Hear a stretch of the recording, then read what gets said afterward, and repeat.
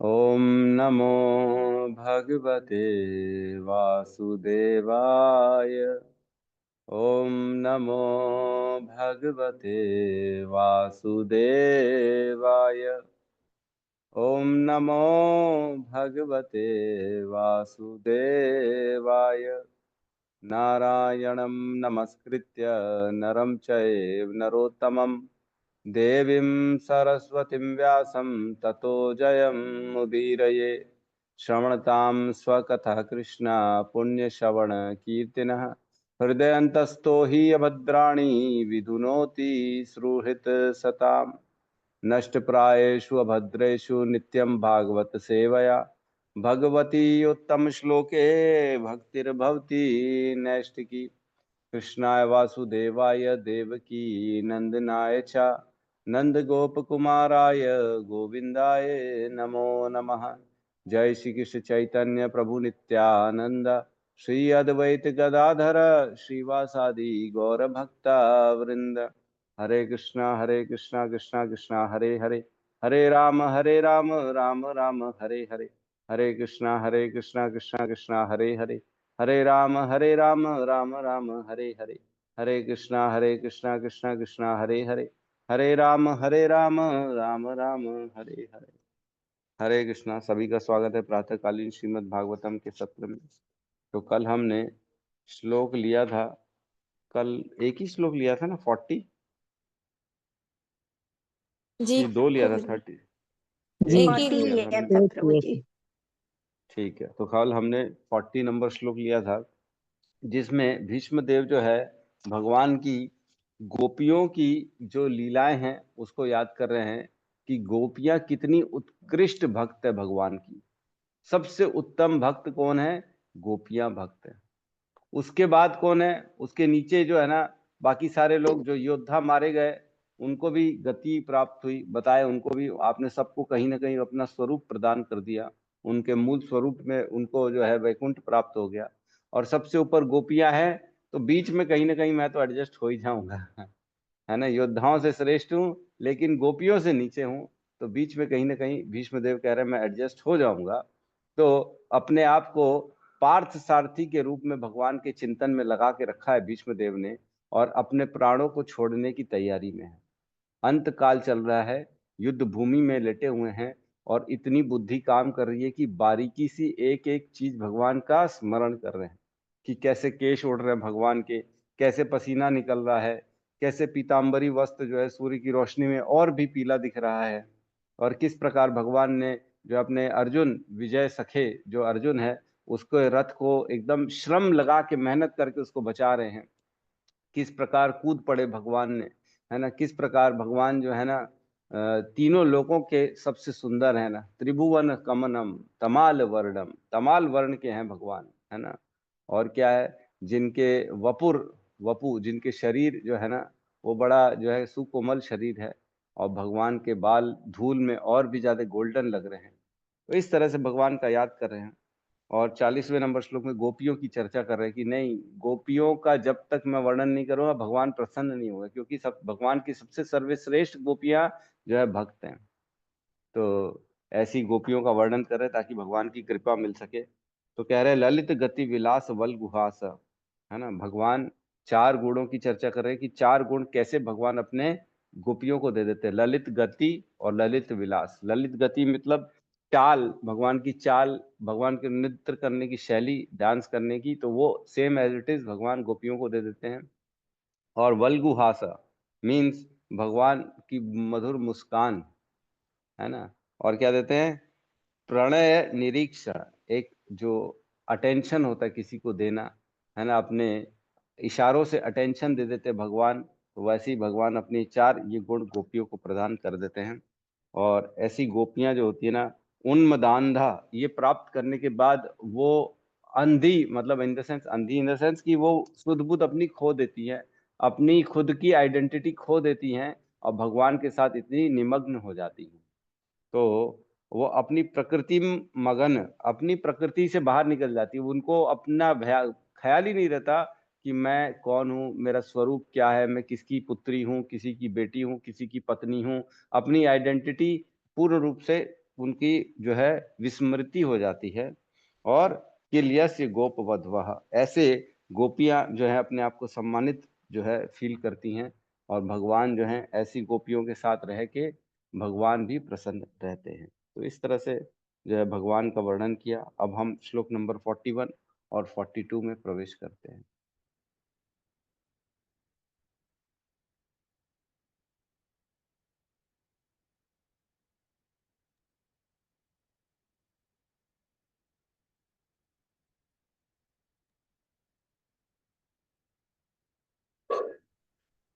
Clear है? जी। श्लोक क्रमांक 41 साथ में दोहराएंगे।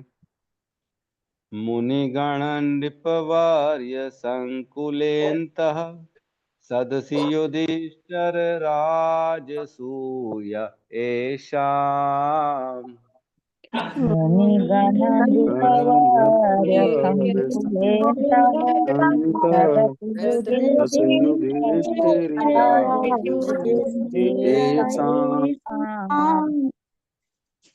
अर्हणम् उपपेद ईक्षणीयो मम दृशिगोचर एष आविरात्मा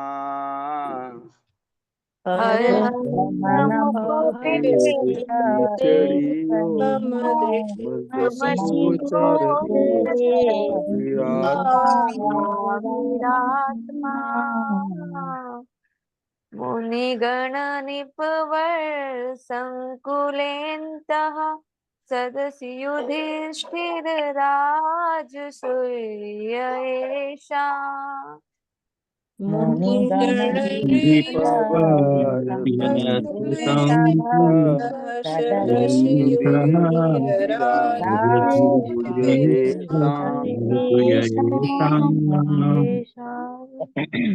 अर्हणमुपपेदेक्षणीयो मम दृशिगोचर एष आविरात्मा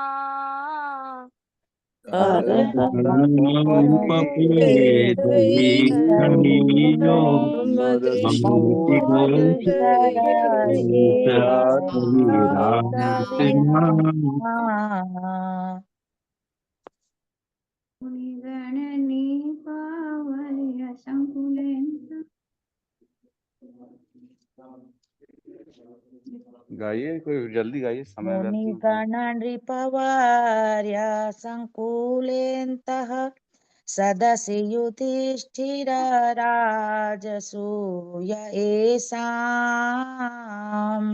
मुनिगण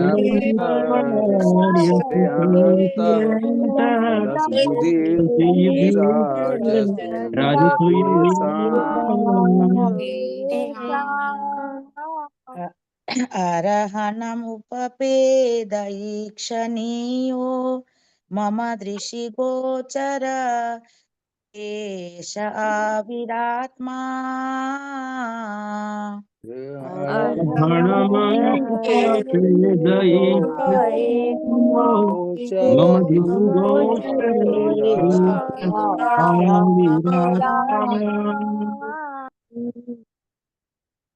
हरे कृष्ण।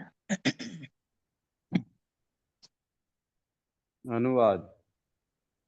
महाराज युधिष्ठिर द्वारा संपन्न राजसू यज्ञ में विश्व के सभी महापुरुषों, राजाओं तथा विद्वानों की एक महान सभा हुई थी, और उस सभा में सबने श्री कृष्ण की पूजा परम पूज्य भगवान के रूप में की थी। यह सब मेरी आंखों के सामने हुआ, और मैंने इस घटना को स्मरण रखा, जिससे मेरा मन श्री भगवान में लगा रहे। ओम अज्ञानतिमिरन्धस्य ज्ञानाञ्जन शलाकया चक्षुरुन्मिलितं येन तस्मै श्री गुरुवे नमः। श्री चैतन्य मनोभीष्टं स्थापितं येन भूतले स्वयं रूप कदा मह्यं ददाति स्वपदान्तिकं। वन्देऽहं श्रीगुरु श्रीयुतपदकमलं श्रीगुरून् वैष्णवांश्च श्रीरूपं सागरजातं सहगन्धगुणान्वितं तं सजीवं साद्वैतं सावधूतं परिजन सहितं कृष्ण चैतन्य देवं श्री राधा कृष्ण पादान् सहगण ललिता श्री विशाखान्वितांश्च। हे कृष्ण करुणा सिंधु दीनबंधु जगतपते गोपेश गोपिका कांता राधा कांत नमस्तुते। तप्त कांचन गौरांगी राधे वृंदावनेश्वरी वृषभानुसुते देवी प्रणमामि हरिप्रिये। वाञ्छाकल्पतरोभस्य कृपा सिन्धुभ्य एव च पतितानां पावनेभ्यो वैष्णवेभ्यो नमो नमः। नमो विष्णुपादाय कृष्णपृष्ठाय भूतले श्रीमते भक्तिवेदांत स्वामीति नामिने। नमस्ते सरस्वती देवे गौरवाणी प्रचारिणे निर्विशेष शून्यवादी पाश्चात्य देश तारिणे। जय श्री कृष्ण चैतन्य प्रभु नित्यानंद श्री अद्वैत गदाधर श्रीवासादि गौर भक्त वृंद। हरे कृष्णा कृष्णा कृष्णा हरे हरे, हरे राम राम राम हरे हरे कृष्णा। तो सभी का स्वागत है। और अभी जो श्लोक चल रहा है 41 नंबर श्लोक, इसमें हम देख रहे हैं भीष्म देव जो है वो भगवान के राजसू यज्ञ की चर्चा कर रहे हैं, है ना। तो युधिष्ठिर जो जब राजा थे, जब युद्ध के पहले की बात है ये, उस समय युधिष्ठिर ने एक राजसू यज्ञ संपन्न किया था जिसमें सभी आए थे, कौरव भी आए थे और अन्य अन्य मुनिगण बड़े बड़े देवता भी आए थे, जिसमें वेद व्यास आए थे, वशिष्ठ आए थे, है ना, नारद जी आए थे और भी सब लोग, भीष्म स्वयं भी थे वहां पे।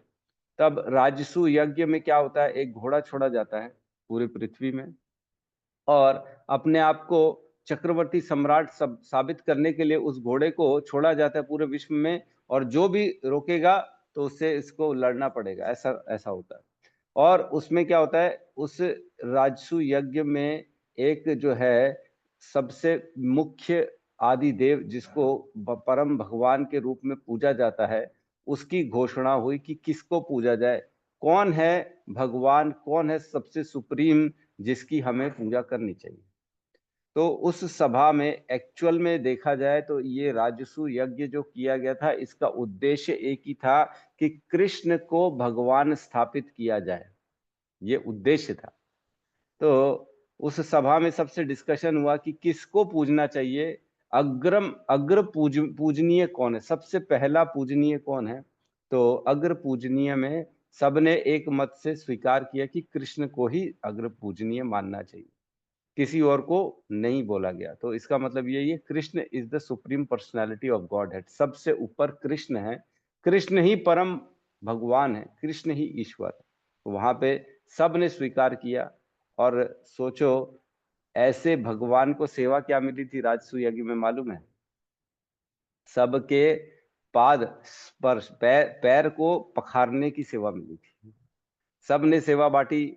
अर्जुन ने धन इकट्ठे करने की सेवा ली, तो धनंजय, उनका नाम पड़ गया धनंजय। उन्होंने पूरे विश्व में घूम घूम के राजाओं से, अनेक अनेक राजाओं से धन लेके आए, क्योंकि ऐसे यज्ञ में बहुत पैसा लगता है, तो उनका नाम पड़ गया धनंजय।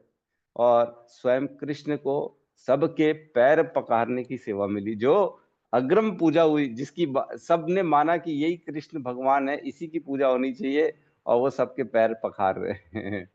तो देखो, भगवान वाकई में कोई बोलेगा नहीं कि भगवान है कृष्ण। क्यों? क्योंकि भगवान अपने आप को आच्छादित रखते हैं, अपने आप को रिवील नहीं करते, अपने आप को एक्सपोज नहीं करते कि देखो मैं भगवान हूं, आओ मेरे शरण में। लेकिन जो भक्त होता है उसको जरूर बोलते हैं भगवान की तू मेरी शरण में आ, क्योंकि तू मुझे जानता है, मैं भगवान हूँ, ईश्वर हूँ। अदरवाइज लोग भटक रहे हैं, देवी देवताओं के पास भटक रहे हैं। कामस्तेते अपृत ज्ञान प्रपद्यन्ते अन्य देवता, भगवान भगवत गीता के 7वें अध्याय में कह रहे हैं कि काम के जो इच्छुक होते हैं ना लोग, जिनके अंदर काम, अपनी इच्छाएं होती हैं, उनको ये चाहिए जीवन में, वो चाहिए, उपलब्धियां चाहिए, टारगेट चाहिए, जीवन में धन चाहिए, जीवन में संपत्तियां चाहिए, जीवन में नाम फेम ऐश्वर्य चाहिए, मतलब ये सब भौतिक वस्तुएं जिनको चाहिए, वे कहाँ जाते हैं? वे अन्य अन्य देवताओं की पूजा करते हैं, जो अलग अलग देवी देवता हैं। मैं थोड़ा सा आपको भगवत गीता में जो है लेके जा रहा हूँ।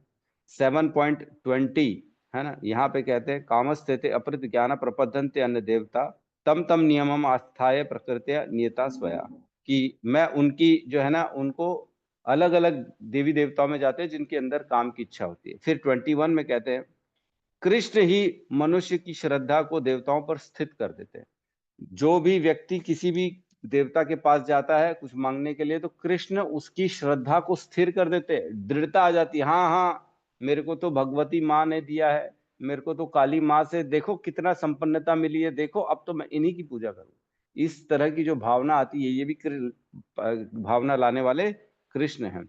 फिर 7:22 में कहते हैं कि देवताओं द्वारा दिए गए फल एक्चुअली कृष्ण ही देते हैं।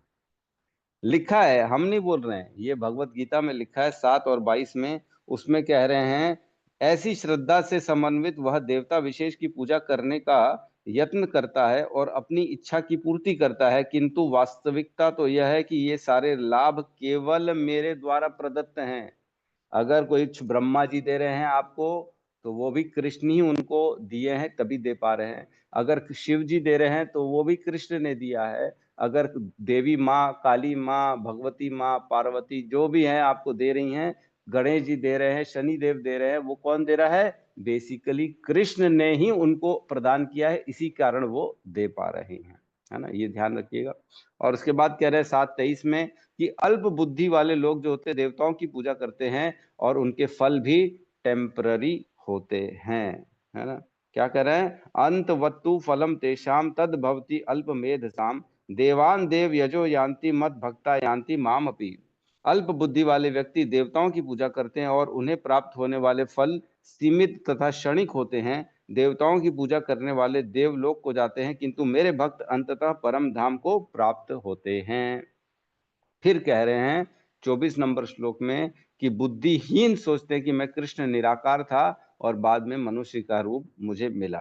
तो इस प्रकार भगवान ने भगवत गीता के 7वें अध्याय में क्लियर किया कि हम अपनी इच्छाओं के लिए देवताओं के पास जाते हैं और देवताओं के द्वारा जो दिया जाता है वो कृष्ण ही देते हैं, और जो देवताओं के द्वारा दिया जाता है वो क्षणिक होता है, और जो उसमें परमानेंट नहीं होता, क्षणिक होता है और सीमित होता है, लिमिटेड होता है और टेम्पररी होता है। इसका मतलब ये हुआ जो कृष्ण देते हैं वो असीमित होता है और शाश्वत होता है ना। हमको दिमाग से ये सोचना चाहिए, अगर देवता दे रहे, भगवान बोल रहे देवता जो देते हैं वो क्षणिक होता है और टेम्पररी होता है, क्षणिक और सीमित और क्षणिक होता है। इसका मतलब जो कृष्ण देते हैं वो क्षणिक नहीं होता, वो शाश्वत होता है, और सीमित भी नहीं होता, वो असीमित होता है, अनलिमिटेड होता है ना।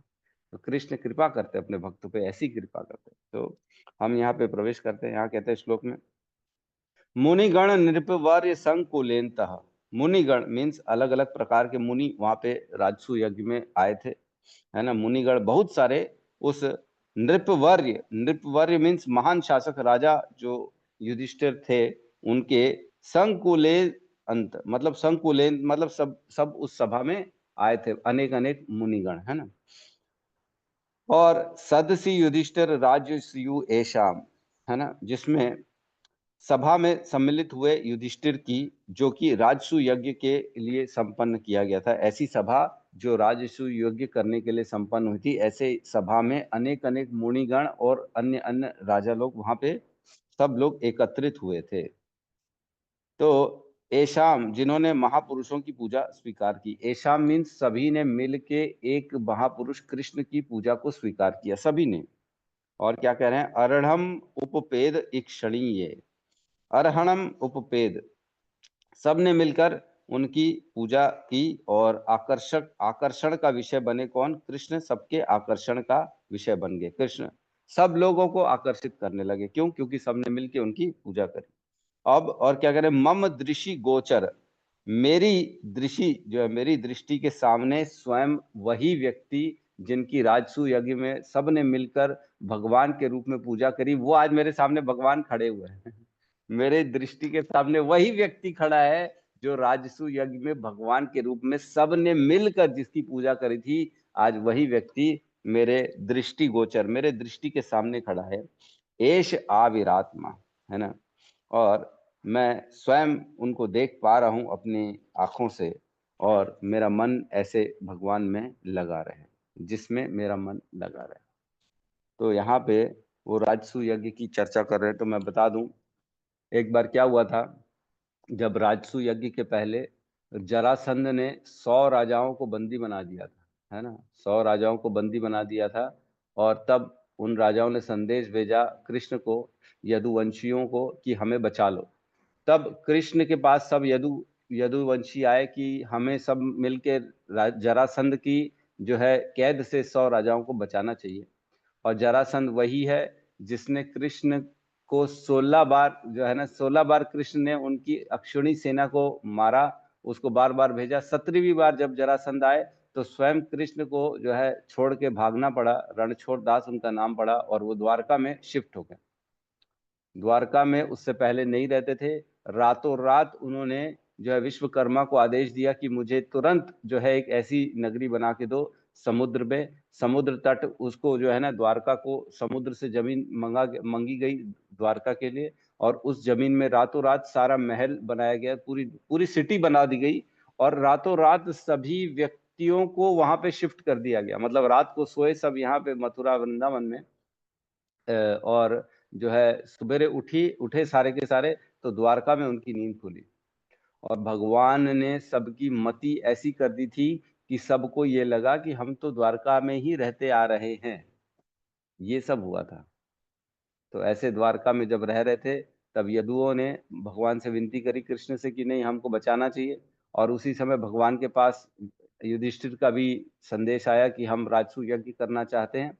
तो पहले कृष्ण गए यहाँ पे हस्तिनापुर युधिष्ठिर के पास, उनसे चर्चा करी, और उन्होंने फिर भीम और अर्जुन को लेके स्वयं मिलने चले गए जरासंध से। जरासंध के पास गए और उन्होंने वहां से मल्ल युद्ध का उनसे दान मांगा कि हम तीनों में से आप किसी से भी मल्ल युद्ध करो, है ना। क्योंकि बोले फिर लड़ाई झगड़ा करेंगे, सैनिक आएंगे, सब मारे जाएंगे, इससे अच्छा डायरेक्ट फेस टू फेस दो लोग मिले, लड़ाई करे, खत्म करे कहानी। क्योंकि राजसूय यज्ञ संपन्न करने के लिए वैसे भी जरासंध को मारना ही पड़ता, क्योंकि घोड़ा छोड़ते, जरासंध एक्सेप्ट करता नहीं तो लड़ाई होती। तो बोले इससे अच्छा पहले जरासंध को मार दिया जाए, फिर राजसूय यज्ञ कराया जाए। तो जरासंध ने फिर चुना कि ठीक है, बोले कृष्ण से नहीं लड़ूंगा। बोले 16 बार तो तेरे को जो है मैं जो है सत्री मेरे युद्ध में तो तू छोड़ के भागा था, तेरे से क्या युद्ध करूंगा। बोले और भीम बोले मेरे हिसाब का ठीक आदमी है, उसको मैं उससे युद्ध करता हूँ। तो भीम के साथ उन्होंने युद्ध किया, जिसमें फिर भगवान ने उसको सिग्नल दिया, बोले इसको ऐसे फाड़ के जांग से 2 टुकड़े में अलग अलग जगह फेंक दो, अदरवाइज बार बार चिपक जाता था उसको, जब जब जब जब मारते थे वो चिपक जाता था जरासंध। तो उसको अलग अलग 2 टुकड़ों में फाड़ के फेंका भीम ने। फिर इस प्रकार सभी राजाओं को मुक्त कराया गया। और जरासंध का पुत्र था, है ना, जरासंध का पुत्र था, उसका नाम था सहदेव, और उसे राजा बनाया गया। मगध का राजा था जरासंध, वहां मगध का राजा उसको घोषित किया गया। उसका दोबारा जो है जो बच्चे को बनाया जाता है वो किया गया, उसको राजा बनाया गया। और इस प्रकार भगवान ने फिर आया, राजसूय यज्ञ संपन्न हुआ, सभी मुनिगण थे, फिर घोड़ा छोड़ा गया। उस घोड़े को समय लगता है आने में, आपको मालूम है। और इस प्रकार भगवान की पूजा करी गई, अग्र पूजा, कि स्वयं कृष्ण ही भगवान है ना। इस प्रकार सबके सामने ये घोषणा हुई कि केवल और केवल कृष्ण ही भगवान है। तो यहाँ कह रहे हैं वह कृष्ण जो सभा में सभी के द्वारा पूजित हुए हैं, वही कृष्ण आज मेरे सामने खड़े हैं, और मेरी मति उन पे लगी रहे, जो सबके आकर्षण के केंद्र हैं। ऐसे कृष्ण में मेरे अब अंत समय आ रहा है, तो मेरी मति लगी रहे। तो इसमें बताया गया श्लोक का वर्णन है 12.05। भगवत गीता 12.5 में यह स्पष्ट कथन है कि श्री भगवान के निराकार पक्ष का ध्यान करना अत्यंत कठिन है। तो यहाँ कह रहे हैं भगवान के कौन से रूप का हमको ध्यान करना चाहिए। जैसे गोपियां श्याम सुंदर का चिंतन करती हैं, और भीष्म जो है पार्थ सारथी के रूप में कृष्ण का चिंतन कर रहे हैं, है ना। यशोदा अपने लाला छोटे से बालक का चिंतन करती है, नंद बाबा छोटे से लाला का चिंतन करते हैं। तो इस प्रकार भगवान के रूप का चिंतन करना चाहिए, न कि निराकार का चिंतन करना चाहिए। तो भगवत गीता के पहले श्लोक में 12वें अध्याय के पहले श्लोक में अर्जुन ने सवाल पूछा था कृष्ण से कि जो आपकी सेवा में सदैव तत्पर रहते हैं, या जो अव्यक्त निर्विशेष ब्रह्म की पूजा करते हैं, इन दोनों में से किसे अधिक पूर्ण सिद्ध माना जाए। या तो आपके साकार रूप में पूजा करें कि आपको निराकार, कोई आकार नहीं है आपका, कौन सी पूजा की जाए, कौन सी श्रेष्ठ है। तो क्लियर कट भगवान ने 12.02 में आंसर दिया, जो लोग अपने मन में मेरे साकार रूप में एकाग्र करते हैं और अत्यंत श्रद्धा पूर्वक मेरी पूजा करने में सदैव लगे रहते हैं, वह मेरे द्वारा परम सिद्ध माने जाते हैं। तो अगर कोई बोले नहीं नहीं भगवान जो है निराकार है, भगवान का कोई शेप नहीं, कोई रूप नहीं है, तो सीधा ये श्लोक बोलना चाहिए, नहीं तुमको मालूम नहीं है, भगवत गीता में भगवान ने ही बोला है कि मेरे साकार रूप की पूजा की जाए, वही श्रेष्ठ है ना। तो इसमें बताया गया है कि जो निराकार की पूजा करते हैं वो वैसे बहुत कठिन है, इजी नहीं है निराकार की पूजा करना, क्योंकि आकार ही नहीं है, रूप रंग नहीं है, किसकी किसकी पूजा करोगे आप। अगर हम कुछ भी बोलते हैं, अगर हम सपोज करो खाने की बात करें, है ना, छोला पूड़ी की बात करें, है, छोले भटूरे की बात करें, तो तुरंत ध्यान आएगा छोला कैसा, भटूरा कैसा, उसका टेस्ट कैसा, उसको कितना खा सकता हूँ मैं, कब खा सकता हूँ, कितने बजे उठूँ, कितने बजे पाऊँ, गरम गरम हो तो और मजा आ जाए, फूला फूला हो तो और मजा आ जाए। तो आकार रहेगा उसका, सब इंद्रियों के द्वारा अगर उसको हम एक्सपीरियंस कर सकें तो कितना आसान हो जाता है उसको स्मरण करना। लेकिन अगर कोई हम बोले छोला पूड़ी का निराकार छोला पूड़ी है, उसका कोई आकार ही नहीं है, तो आप चिंतन कर पाएंगे? आप बोले अरे ये कैसे मैं चिंतन करूं, उसका मेरे को समझ में नहीं आ रहा है, क्या सोचूं मैं, किसके बारे में सोचूं, निराकार है तो उसका हम क्या चिंतन करें, उसमें अपना दिमाग लगाए कैसे, निवेश कैसे करें अपने आप को। तो निराकार की हमको नहीं कर सकते हैं, प्रैक्टिकली पॉसिबल नहीं है, इसलिए मना है, हमें को वर्जित है, हमारे को हमारे इस्कॉन में हमको निराकार विराकार पे ज्यादा ध्यान नहीं लगाना है। उसमें लिखा है 12.05 में कहते हैं, जिन लोगों के मन परमेश्वर के अव्यक्त निराकार स्वरूप के प्रति आसक्त हैं, उनके लिए प्रगति कर पाना अत्यंत कष्टप्रद है। देहधारियों के लिए उस क्षेत्र में प्रगति कर पाना सदैव दुष्कर होता है। ये मैं नहीं कह रहा हूँ, ये भगवान कह रहे हैं। जो निराकार की पूजा करते हैं ना, जो कहते हैं केवल ओम है, केवल ब्रह्म है, केवल प्रकाश है, केवल जो है ये शक्ति है, अब कौन सी एनर्जी है कुछ नहीं मालूम, बस उसी वो उसके बारे में चिंतन करो। अरे कौन है वो? बस वही परमात्मा परमेश्वर है जो हर कहीं है। अरे तो कौन है वो? अरे वो एक शक्ति है, वो निराकार है। ऐसे लोग बोलेंगे, ऐसे ऐसे ऐसे स्टेटमेंट दे के इंप्रेस करते वो। अरे भगवान का कोई रूप थोड़ी है, भगवान तो हर रूप में है, भगवान शक्ति है, भगवान एक अलौकिक दिव्य शक्ति है, वो एक प्रकाश है। ऐसा ऐसा कहेंगे लोग और इम्प्रेस करते हैं, और इम्प्रेस करके भटका देते हैं हमको। ऐसे लोगों के भटकावा, ऐसे बहकावे में नहीं आना है। और भगवान स्वयं भगवत गीता के 12.05 में कह रहे हैं कि जो लोग निराकार की पूजा करते, उपासना करते हैं, उनके लिए भक्ति में आगे बढ़ना बड़ा मुश्किल है, आध्यात्म में मुझको पाना अत्यंत दुष्कर है। तो हम वो आसान रास्ता जब मिल रहा है तो हम क्यों भटके, क्यों इधर उधर फालतू अपना समय व्यय करें, जिससे भगवान की प्राप्ति भी मुश्किल हो जाए। ठीक है, तो अगले श्लोक में हम प्रवेश करते हैं।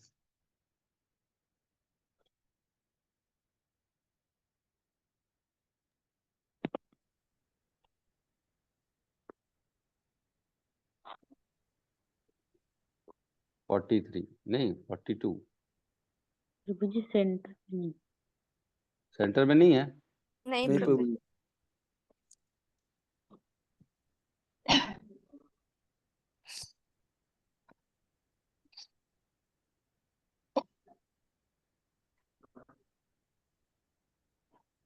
अभी ठीक है। जी। 42 राइट, तो 42 साथ में दोहराएंगे। तमिमं महजं शरीर भाजाम हृदि हृदि दृष्टित आत्मकल्पितानाम्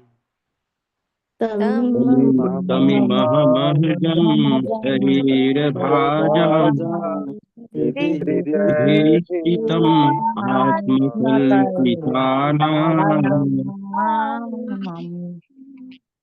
प्रतिदृश्यमिव नैकधर्म एकं समधिगतोऽस्मि विदूत भेद मोहा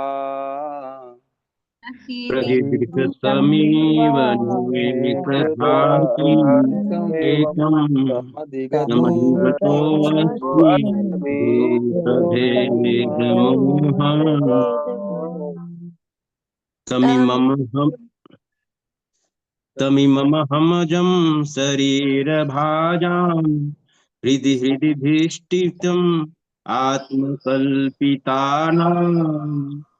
तमिममजं शरीरभाजां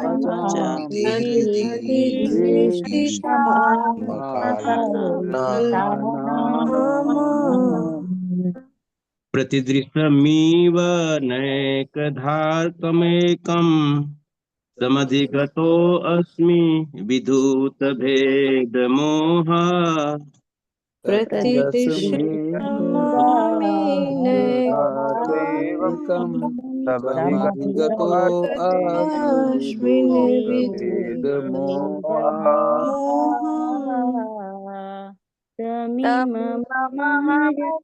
शरीरभाजं हृदि धिष्ठात्माकं कल्पितानाम् तमिममहमजं वीरभाजां विधिनिधीक्षितम् आत्मकल्पितानाम्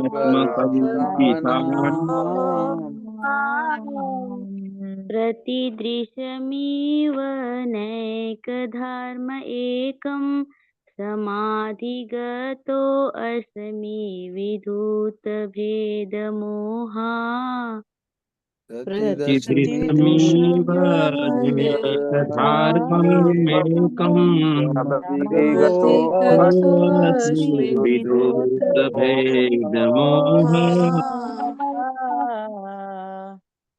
तमिममहमजं शरीरभाजां हृदि आत्मकल्पितानाम् तमिममहमजं शरीरभाजां विधिनिधीक्षितम् आत्मकल्पितानाम् प्रतिदृशमिव नैकधार्कमेकं समधिगतोऽस्मि विधूतभेदमोहा प्रतिदृशमिव नैकधार्कमेकं गतोऽस्मि विधूतभेदमोहा।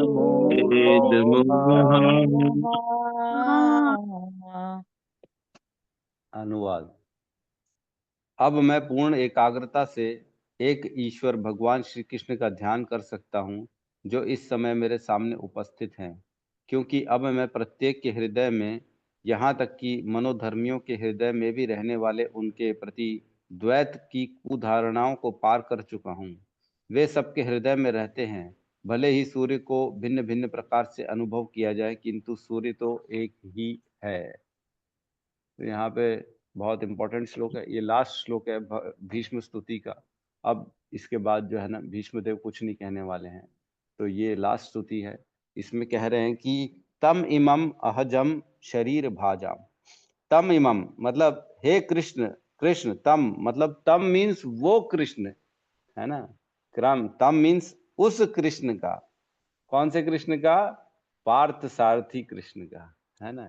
ये नहीं जो सामने खड़ा है वो नहीं, वो जो कृष्ण है। कौन सा? पार्थ सारथी का। हमने देखा कि भीष्म की आसक्ति पार्थ सारथी के रूप में है। तम मतलब वह कृष्ण, इमम जो मेरे सामने खड़ा है, वही कृष्ण जो पार्थ सारथी था, वो इमम वो ही यही है जो मेरे सामने खड़ा है ना। तम इमम अहजम मतलब मैं, अहम अजम। और कृष्ण कौन है? अजन्मा है। कृष्ण अजन्मा है, वो निरंतर, उनका कभी ये लीलाएं चलती रहती कृष्ण की। कभी आते हैं फिर चले जाते हैं, फिर दूसरे ब्रह्मांड में जाएंगे, वहां पे अपनी लीला करेंगे, फिर चले जाएंगे तीसरे ब्रह्मांड में। इस प्रकार हर समय उनकी लीलाएं हर समय किसी न किसी ब्रह्मांड में चलती रहती। अजम शरीर भाजाम। शरीर भाजाम मीन्स अलग अलग शरीर में रहने वाले जो होते हैं वो अलग अलग रूप से, अलग अलग तरह से भगवान का अनुभव करते हैं। हर व्यक्ति के हृदय में भगवान है और हर व्यक्ति को भगवान को देखने की दृष्टि अलग अलग होती है, समान नहीं होती है। वह कह रहे हैं हृदय हृदय धिष्ठितम आत्मकल्पिता नाम। सबके हृदय में रहते हैं, हृदय हृदय सबके हृदय में रहते हैं और अधिष्ठित है। अधिष्ठित हृदय हृदय अधिष्ठित, सबके हृदय में कौन है? कृष्ण अधिष्ठित है। आत्मकल्पिता नाम, जिनके शरीर कृष्ण द्वारा सृष्टित है। जो व्यक्ति हम सब हैं, हम सबके शरीर किसके द्वारा बनाए गए हैं? भगवान के द्वारा हमको ये शरीर दिया गया है। तो इसका एक और अर्थ निकाला गया है आचार्यों द्वारा कि कृष्ण तो देते ही है, लेकिन हम भी अपने शरीर को बनाने में हम ही कारण हैं। कैसे हम कारण हैं? हमने पढ़ा है भगवत गीता में, जो है सर्व योनेषु कौंतुये मूर्तय संभवन्त्या तासाम ब्रह्म महद योनि अहम बीज पता पिता। एक तो कृष्ण है सबके पिता, सर्व योनेषु कौंतुये, सारी योनियों के कौन है पिता? कृष्ण। कृष्ण ने उनको वो शरीर प्रदान किया है। और दूसरा कारण क्या है? जो है कहते पुरुषा प्रकृति स्तोई भूंगते प्रकृति जान गुरा कारणम गुण संगो से सदसद योनि जन्मसु। पुरुष जो व्यक्ति है वो अपने कर्मों द्वारा अपना शरीर बनाता है। कौन से शरीर में जाएगा? ये वह व्यक्ति पर्टिकुलर जो अपने कर्म जैसा बनाएगा, जैसे कर्म करेगा वैसे उसका अगला शरीर बनेगा। तो अगला शरीर जो आज हम मनुष्य हैं, तो हमारे कुछ कर्म थे इसलिए आज हम शरीर में हैं। अगर अगले जन्म में कुत्ते बनेंगे तो हमारे ही कर्म होंगे जो हमको उस शरीर में लेके जाएंगे। तो इस प्रकार यहाँ कह रहे हैं कि आध्यात्म कल्पिता नाम, हम शरीर जो है कृष्ण के द्वारा भी बनाया जाता है और खुद के द्वारा भी बनाया जाता है। प्रतिदृश्य एवं नैक धर्म एकम। प्रतिदृश्य मीन्स जैसे सबके लिए सूर्य एक ही होता है ना। प्रतिदृश्य एवं अनेक धर्म एकम, सबको लगते अलग अलग हैं लेकिन होता एक ही सूर्य है। ऐसे भगवान जो कृष्ण है सबको अलग अलग प्रतीत होते हैं, सबके लिए वो अलग अलग रूप, अलग अलग लीला, अलग अलग गुण प्रकट करते हैं, लेकिन होते वही कृष्ण एक है। आज अब मैं ये समझ गया हूँ, है ना। अब क्या समझ गए हैं कि जो मैं पार्थ सारथी का चिंतन कर रहा हूँ वो कृष्ण और ये जो मेरे सामने कृष्ण खड़े हैं उनमें कोई भेद नहीं, दोनों एक ही हैं। जिस प्रकार सूर्य हर व्यक्ति को अलग अलग दिखता है ना। आज अगर सूर्य हम राजस्थान में देखने जाएंगे तो बहुत ज्यादा तेज दिखेगा, अरे बाप रे इतनी गर्मी दे रहा है सूर्य। और वहीं हम हिमालय में चले जाएंगे तो सूर्य बहुत अच्छा लगेगा, अरे सूर्य की रोशनी अच्छी लग रही है, आओ बाहर सूर्य आ गया है, बोले गर्मी दे रहा है, हमको गर्मी चाहिए। किसी को सूर्य जो है छोटा सा दिखता है, किसी को बड़ा दिखता है, किसी को तेज दिखता है, किसी को एकदम डल दिखता है, किसी को प्रतिबिंब में दिखता है ना। सूर्य तालाब के जल में दिखता है, सूर्य खिड़की से दिखता है, सूर्य कोई पेड़ के अंदर से दिखता है। तो देखने के तरीके अलग अलग सूर्य के, लेकिन वही सूर्य एक ही होता है सबके लिए हर समय। सूर्य अलग अलग होता नहीं है, केवल देखने वाले की दृष्टि होती है जो उसको अलग अलग सूर्य दिखते हैं। वैसे ही भगवान कृष्ण भगवान एक ही हैं, लेकिन देखने वाले की दृष्टि अलग अलग होती है। कोई उसको भगवान बोलता है, कोई निराकार बोलता है, कोई बाल लीला में उसको स्वीकार करता है, कोई उसको बोलता है अरे हमको कृष्ण कौन चाहिए, चक्रधारी कृष्ण चाहिए हमें, आज की जरूरत हमें ऐसे कृष्ण की है, हमें कोई मुरली वाला किशन नहीं चाहिए जो रास लीला करे। ऐसे लोग बोलते हैं कृष्ण वो नहीं चाहिए जो रास लीला करे, कृष्ण तो हमें वो चाहिए जो लड़ाई कराए, लड़ाई सिखाए, हमें शूरवीर बनाए, क्षत्रिय बनाए। तो क्या अलग अलग है दोनों कृष्ण? एक ही तो है लेकिन लोग अपने अपने मनोधारणा से कृष्ण में भी भेद करना चालू करते हैं। नहीं नहीं, हमें आज की जरूरत भगवान की, ऐसे भगवान की है जो बाण लेके राम के समान दिखाए, और न कि ऐसे राम की है जो चुपचाप अपना घर छोड़ के चला जाए जंगल में। और तो दोनों में भेद क्या है दोनों तो एक ही है। जैसे हम बोले रोहिणी नंदन को, प्रभु आप जब कार में आते हो तब हमको अच्छे लगते हो, हैं जब आप पैदल आते हो तब हमको अच्छे नहीं लगते। तो आप में कोई फर्क है? आप तो आप ही हो, आते तो आप ही हो, कार भी आपकी है, पैर पैर भी आपके, चाहे जैसे आना है आप आ जाओ। लेकिन लोग भेद करते हैं आजकल, खास तौर से युवा पीढ़ी में तो ये बहुत हो गया है कि दिखावे का कल्चर। जिसके पास जो है दिखाएगा तो तुम हमारे साथ उठने बैठने के लायक हो, नहीं तो हमारे साथ उठने बैठने के लायक ही नहीं हो। नहीं दिखाएगा तो क्या भेद है? भेद क्या है? अगर कोई अपना गाड़ी दिखा रहा है, कोई मोबाइल दिखा रहा है, कोई कपड़े दिखा रहा है, कोई रंग रूप दिखा रहा है, कोई अपनी इंटेलिजेंस दिखा रहा है, और कोई नहीं दिखा रहा है, तो क्या भेद है? दोनों तो एक ही आदमी। नहीं दिखा रहा है इसका मतलब क्या उसके बाद नहीं है क्या? लोग दृष्टि नहीं है ना, लोग समझ ही नहीं पा रहे हैं। दिखावे में पूरा संसार फंस गया है। बस जो दिखता है वो बिकता है वाला हिसाब है। जो दिखता है वही बिकता है, जो दिखता है उसका बोलबाला है। और जो अज्ञानी, जो बेवकूफ लोग होते हैं, वो इसी में फंसते, देखने दिखाने में फंस जाते। हमको देखने दिखाने में नहीं जाना चाहिए, हमें अंदर चरित्र में जाना चाहिए। कौन कैसा व्यक्ति है, हमारे साथ वो कितना लॉयल है, हमारे साथ कितना वो शुद्ध वार्ता कर रहा है, हमारे से कुछ छुपा तो नहीं रहा ना। कई लोग होते डिप्लोमेट, किसी के साथ कुछ, किसी के साथ कुछ। तो हमें ये सब चीजें देखनी चाहिए। भगवान ने भगवत गीता में कहा है, जो शुरू में कड़वा लगता है ना, वही आगे चल के अच्छा होता है। वो हमारी लंबी दौड़ के लिए वह अच्छा है। लेकिन जो शुरू में बहुत ज्यादा मीठा है ना, वो आगे चल के तकलीफ देने वाला व्यक्ति है। भगवत गीता की वचन है। तो हमको समझना चाहिए, ऐसे लोगों से फंसना नहीं चाहिए, ऐसे लोगों के चक्करों में। तो कह रहे हैं, मैं ये समझ गया हूँ, समाधि गोतो अस्मि विधूत भेद मोह। मेरा मोह और मेरा जो भेद था वो खत्म हो चुका है। मैं समझ गया हूँ कि वही कृष्ण जो पार्थ सारथी है, वही कृष्ण आज मेरे सामने खड़ा है। और यही कृष्ण है जो गोपियों को श्याम सुंदर के रूप में दिखते हैं। और यही कृष्ण है जो नंद बाबा को बाल लाला के रूप में दिखते हैं। और यही कृष्ण है जो हनुमान को राम के रूप में दिखते हैं। यही कृष्ण है जो भक्तों को अलग अलग दृष्टि, अलग अलग रूप में मोहित करते हैं।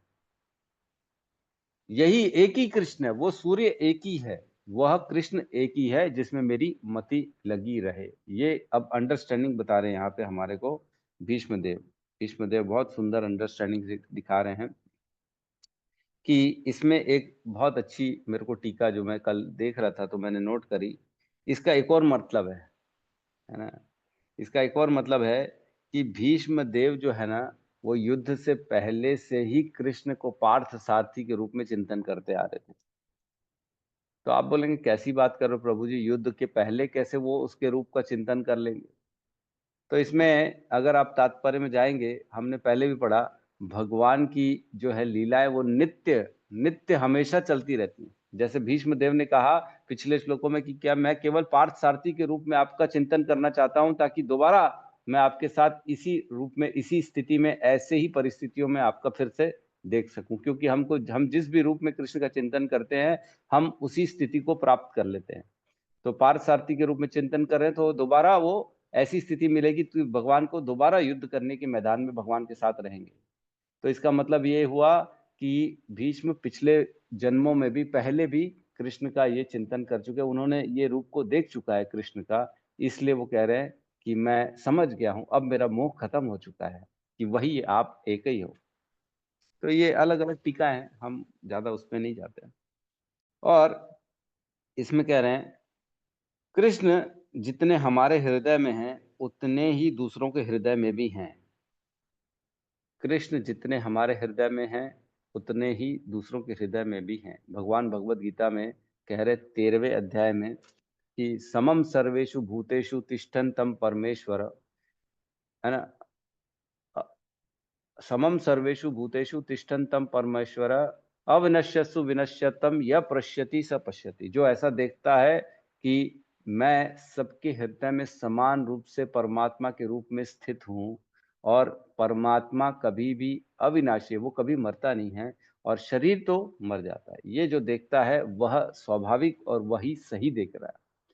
तो क्या ये हम देख पाते हैं कि कृष्ण वही है, एक ही कृष्ण है जो भगवान भी हैं और जो सबके हृदय में भी हैं।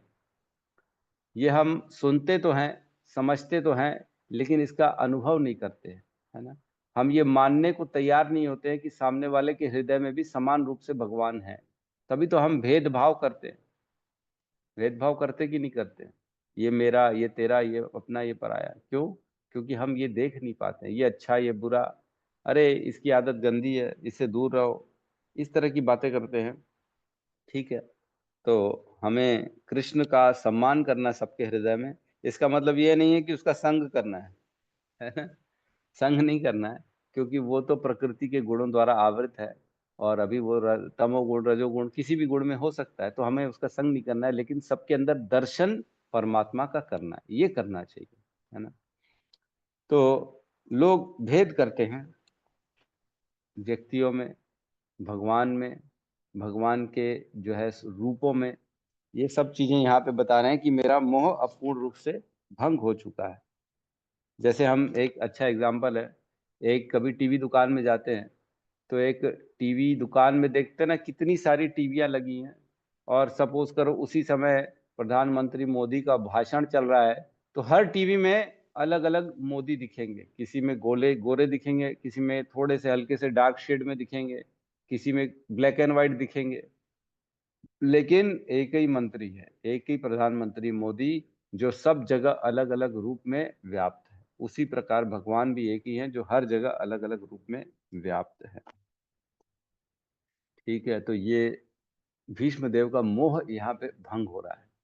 तो हम देखते हैं अर्जुन का भी मोह भंग हो गया था। 18वें अध्याय में अर्जुन कहते हैं, नष्ट मोहा स्मृतिर्लब्धा तव प्रसाद मया अच्युता, है ना, स्थितो अस्मि गतः संदेह करिष्ये वचनम तव। अब मेरा नष्ट मोह, मोह खत्म हो चुका है कि ये मेरे अपने हैं, ये मेरे दादा है, ये मेरा गुरु है ना, ये मेरे भाई हैं, ये मोह खत्म हो गया। अब मैं जान गया हूं कि कोई किसी का रिश्तेदार नहीं है, सब अपने कर्मों के कारण रिश्ते जोड़ के आते हैं इस संसार में।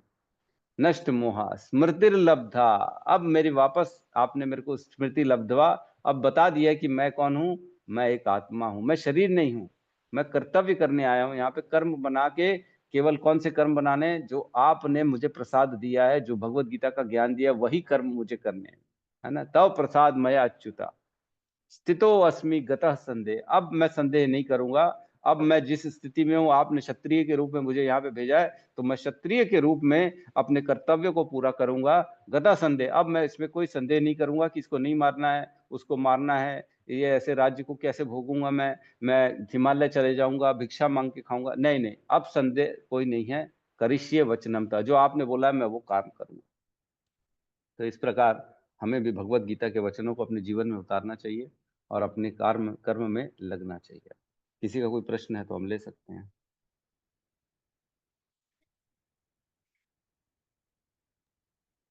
यस अनिल प्रभु कहिए।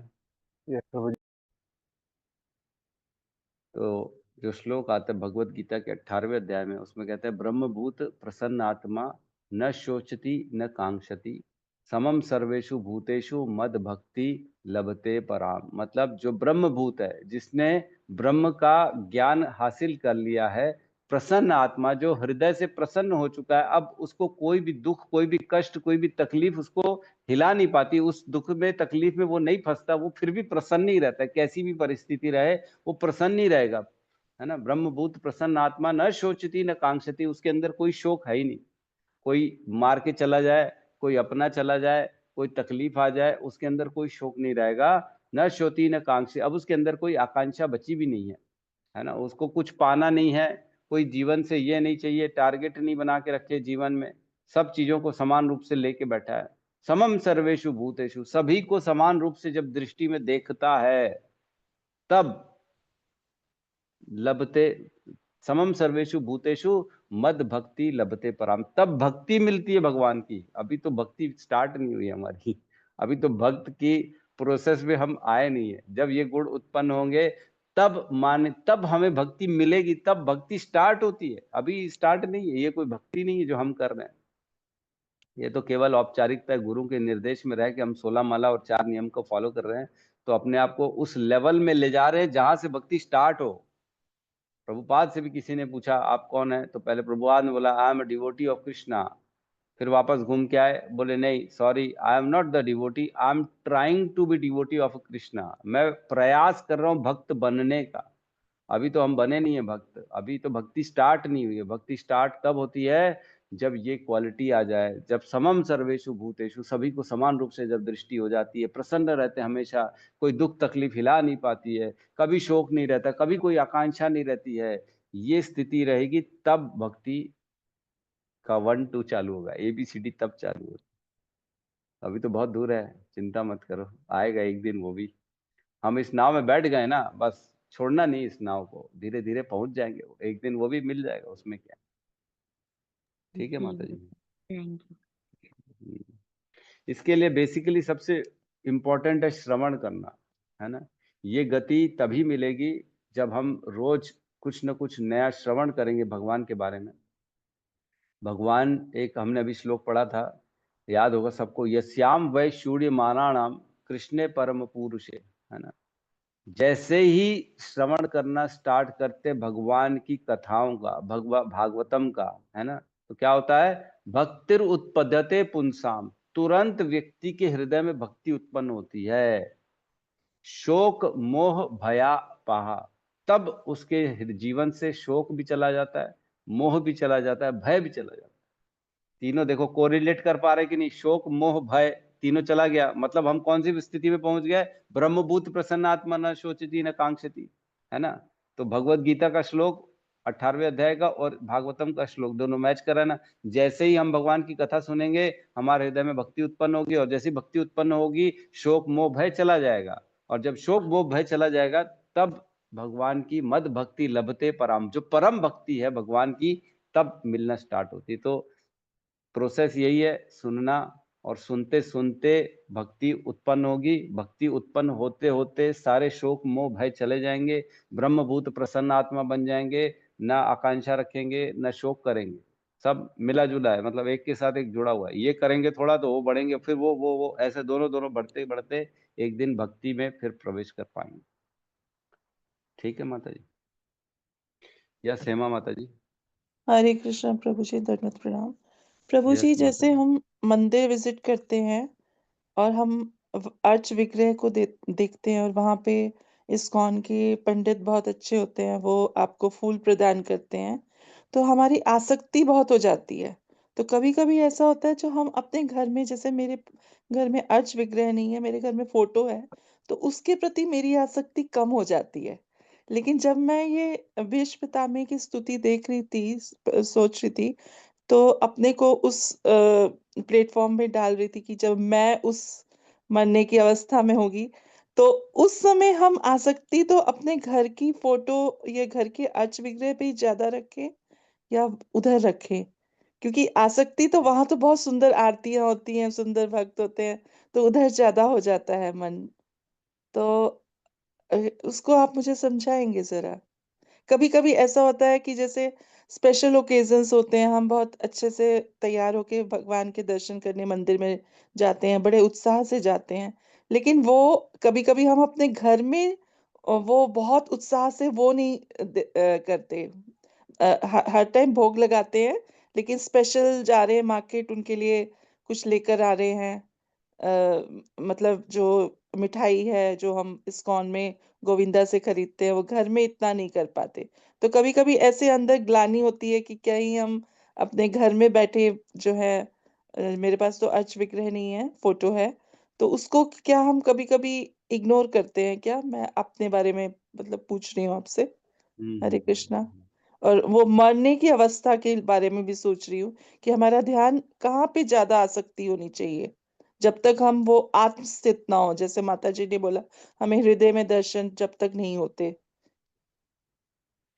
तो देखो इसमें ये है, एक तो एक चीज इसकी अंडरस्टैंडिंग निकल के आ रही, भीष्म देव कहना चाह रहे जिसने पूरे जीवन जिस भी भगवान के रूप में अपना मोह स्थापित कर लिया है, जो भी भगवान के रूप लीला गुण जिसमें भी आकृष्ट, जिसमें भी हमारा अट्रैक्शन हो रहा है, हमें उसी में अपने आप को लगाना, निवेशित अपने आप को उसी में करना है ना। क्यों? क्योंकि हम स्वाभाविक उसी भगवान के रूप को हम आकर्षित हो रहे उस रूप के प्रति, इसलिए हमको ज्यादा दिमाग नहीं लगा, नहीं नहीं नहीं नहीं, मेरे को तो कृष्ण का द्वारकाधीश के रूप में मेरे को उनका चिंतन करना है, ऐसा नहीं करना है।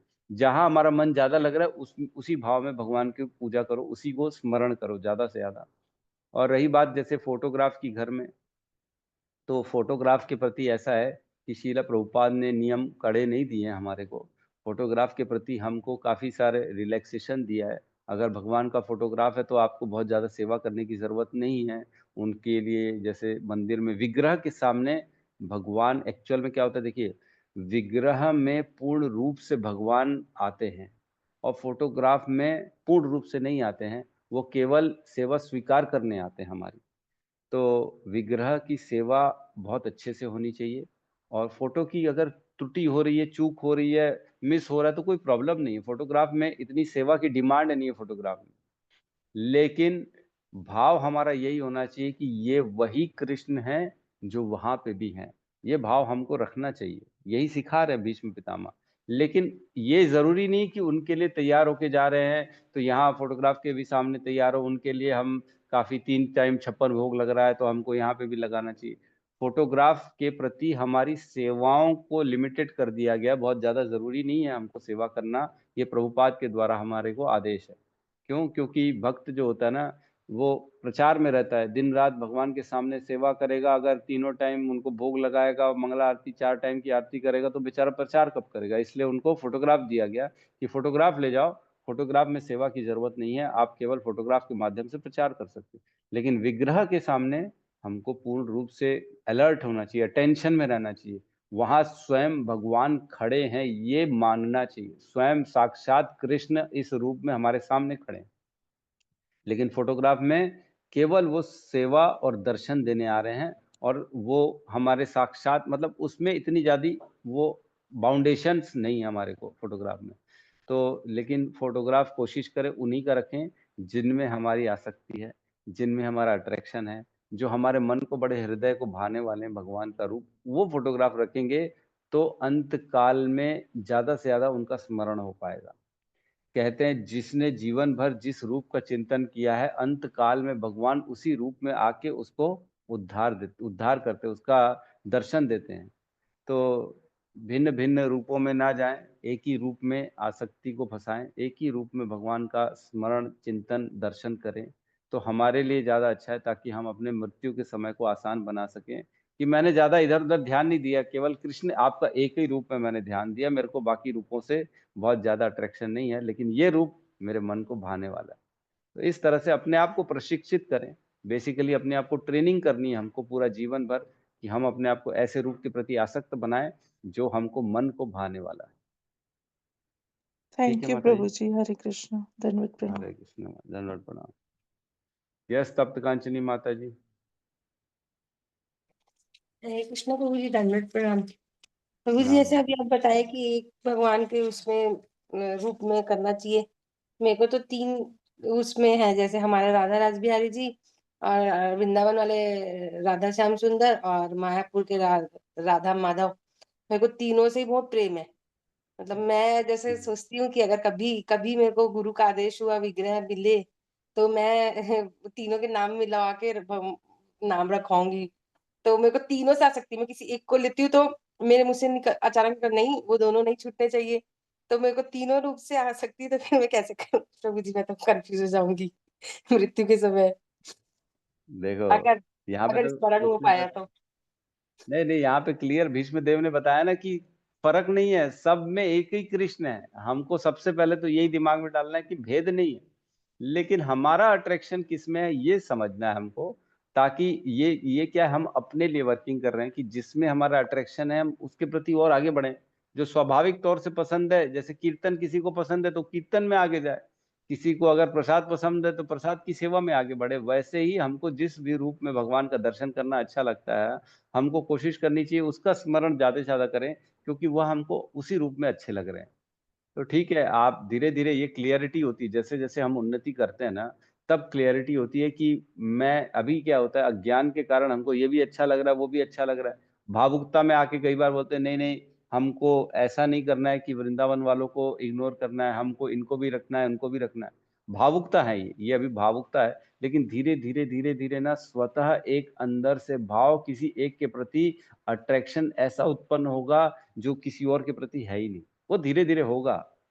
तो समय का वेट करें, खुद ब खुद रिवील हो जाएंगी सारी चीजें। आप अभी कंफ्यूज मत हो, ज्यादा दिमाग मत लगाओ कि मेरे को ये वो ये इन सब में सब अच्छे लग रहे तो सब में अभी निवेशित रहो, कोई दिक्कत नहीं है, चलने दो अभी जैसा चल रहा है, ज्यादा दिमाग लगाने की बात नहीं। ठीक है माता जी, धन्यवाद प्रभु जी। हरे कृष्ण। धन्यवाद। हरे कृष्ण। ठीक है, तो हम यहाँ पे क्लास को क्लोज करते हैं।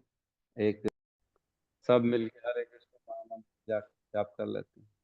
हरे कृष्णा हरे हरे कृष्णा कृष्णा हरे हरे हरे हरे हरे राम हरे राम राम राम हरे हरे। राम हरे हरे। समस्त भक्त वृंद की जय, जय जगत गुरु शील प्रभुपाद की जय, जय।